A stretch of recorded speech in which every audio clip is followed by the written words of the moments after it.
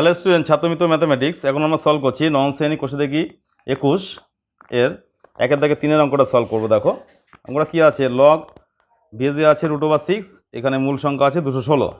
অর্থাৎ তাই আমাদের এটা ক্যালকুলেশন করতে হবে। তাই 216টাকে আমরা ভেঙে নিলাম, যেহেতু বেজের 6 আছে সেই 6-এর পাওয়ারে ভেঙে নিয়েছি, তাই 3টে 6 হয়েছে।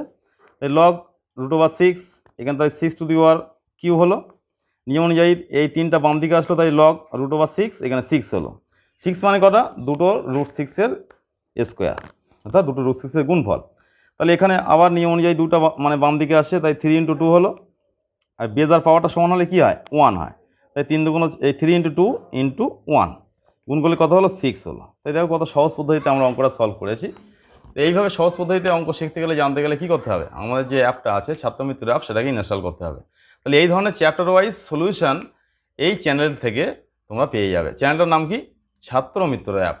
অর্থাৎ এই অ্যাপটা ইনস্টল করলে তুমি সহজ পদ্ধতিতে অঙ্ক শিখতে পারবে।